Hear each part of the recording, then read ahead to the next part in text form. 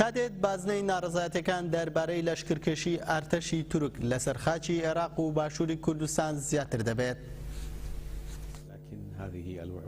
لە میانەی چاوپێکەوتنێکیدا لەگەڵ ئاژانسی دەنگوباسی ئێرۆنیوس سەرۆکۆماری عێراق دکتۆر فواد مەعسووم ڕایگەیاند قبوڵی ناکەین سوپای تورک لە خاکی وڵاتەکەماندا بمێنێتەوە.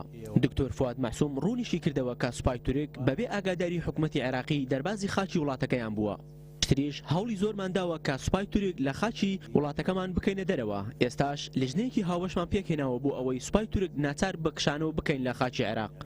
چەند پەرلەمانتارێکی عێراقیش بە توندی بڕیارەکەی پەرلەمانی تورکیا ڕەت دەکەنەوە سەبارەت بە مانەوەی هێزەکانی تورکیا لە عێراق بۆ ماوەی ساڵێکی تر.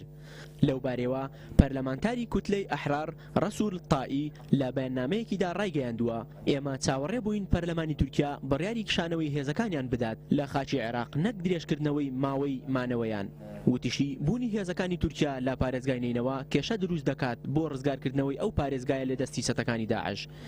هەروەها پەرلەمانتاری دەوڵەتی یاسا فەردۆس عەوادی لە لێدوانێکیدا ڕایگەیاندووە مانەوەی هێزەکانی سوپای تورکیا لە عێراق داگیرکاریە و ڕێزنەگرتنە لە داواکاری چەندین جارەی عێراق بۆ جێهێشتنی خاکەکەی. ڕاشیگەیاند ئەوە ئەرکێکی نیشتیمانی ڕەوایە کە ڕوبەڕووبوونەوەی هێزی تورکیا ببنەوە لە عێراق هەروەک چۆن ڕوبەڕووی چەتەکانی داعش دەبینەوە.